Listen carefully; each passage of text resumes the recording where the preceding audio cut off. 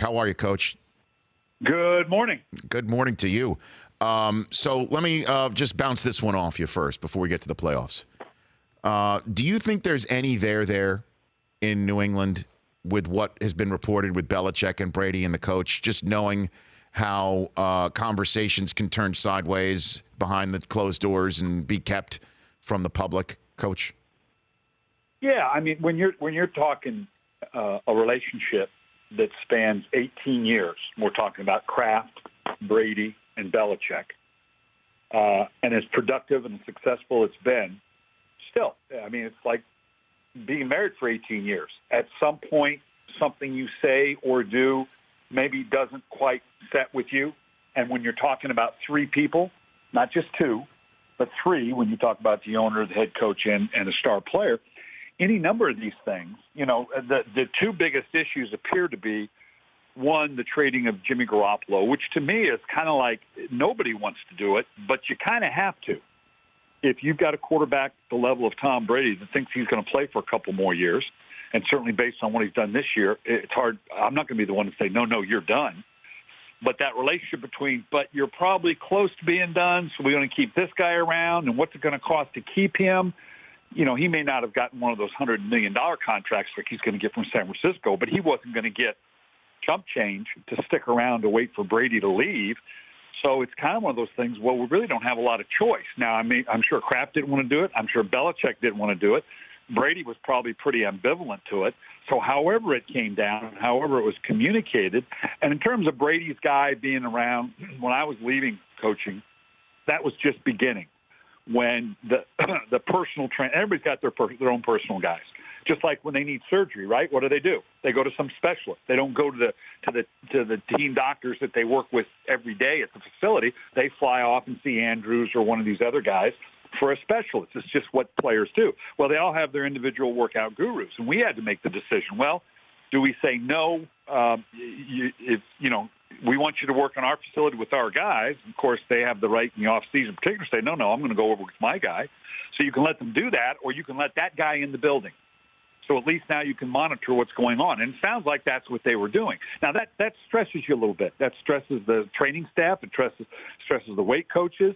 And now everybody wants to do that. So I can see where that becomes a bit of a contention. But my guess is this is much ado about nothing in terms of the rift.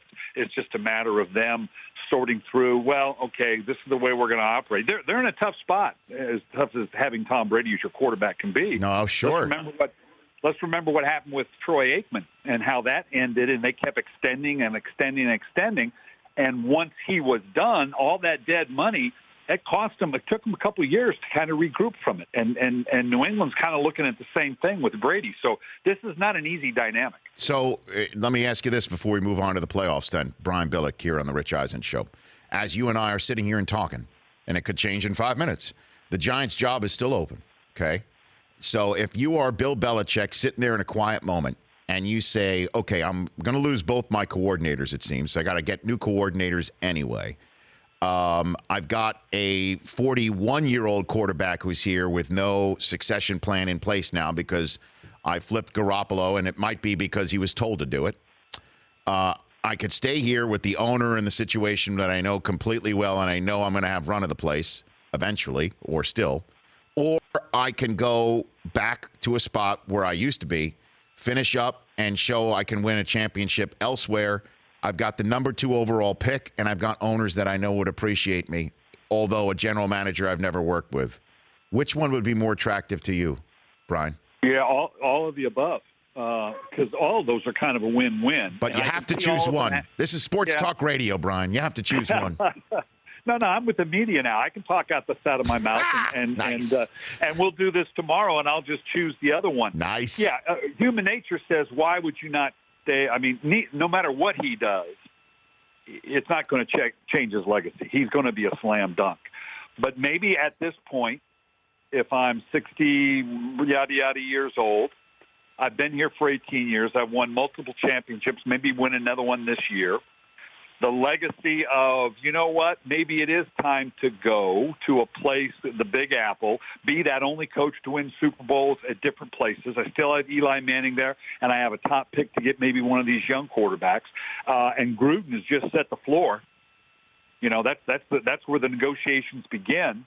And you got to know that if I'm talking as Bill Belichick now, and if I go to New York with ownership that I respect and like, that general manager is working for me now.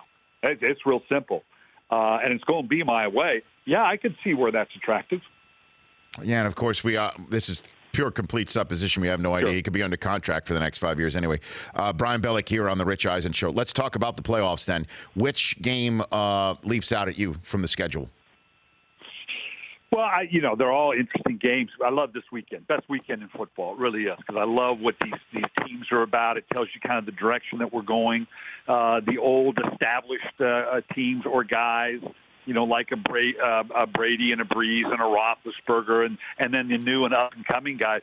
You mentioned the fact of the years I was in Minnesota. I've got a soft spot in my heart for Minnesota. I think the Minnesota Vikings at home against the Atlanta Falcons. I think whoever wins this game is going to win the NFC Championship.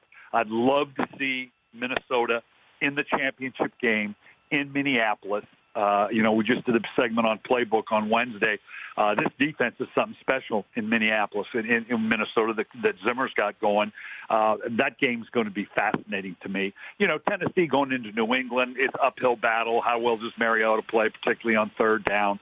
And Jacksonville and Pittsburgh, this should be a one-sided game, but it should have been when Pittsburgh lost 30-9.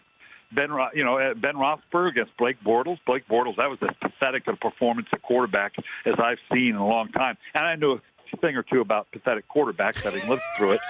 So that one's going to be interesting. It should be Pittsburgh all the way. I think that Minnesota Atlanta game is going to be the one I'm really going to keep an eye on. Do you think Bortles is playing scared, Brian? I think Bortles is playing in the only way he knows. He just can't. It's interesting too, because coming out, we all kind of thought Bortles is to me maybe the next Ben Roethlisberger. Yeah. He had kind of that quality about him, and the size and the way he moved around, whatever. I don't know. I don't think it's scared. I just think his mind and his confidence is writing checks that his arm can't deliver on. His inaccuracy is stunning to me at this point. He doesn't appear to be getting any better. And I think in Pittsburgh, the game in Pittsburgh, because the 5 interceptions, you just got to throw out that out, because obviously no one's going to win throwing 5 interceptions. Let's remember, Jacksonville ran for 230 yards that day. So that's probably the bigger challenge. I can't see Blake Bortles in a straight-up game where they don't get a bunch of short fields because of the interceptions. I can't see Blake Bortles doing a lot against that Pittsburgh defense. Ask the poll question of Brian Billick, and knowing that Blake Bortles won't win this poll, when he answers the question, Chris Brockman would give it up to him, please. Hey, Brian, which quarterback's going to have the best game this weekend? Looking at the non-superstar quarterbacks, Case Keenum, Nick Foles, Mariota, Blake Bortles. Yeah, interesting. That's the thing I find so fascinating about this playoff, is because, and right from the get-go, because at the top end, particularly in the NFC, at the top end you have just the thing you're alluding to, Foles, Keenum. You can even throw in back last week to Jared Goff. But at the bottom end of the NFC is Hall of Famer Drew Brees, Matt Ryan, who, if he continues on the path, could be in that conversation, and Cam Newton. That's kind of interesting that the bottom end of the free agency, or the wild card teams going into it, that's where all the quarterbacks are playing. I think Case Keenum with that defense, and although Atlanta's defense is playing very, very well, other than that loss to Carolina where he had the 2 interceptions, he didn't throw an interception the last 2 months of the season. And he's going to be at home. They've got the big plays with Thiel and Diggs. I think Case Keenum could have the biggest game. Brian, always appreciate it. Let's chat again soon. Thanks again. All right, man. Take care. That's at Coach Billick. And that was a coach conversation brought to you by Man vs. Food. The Rich Eisen Show, weekdays at noon Eastern on Audience.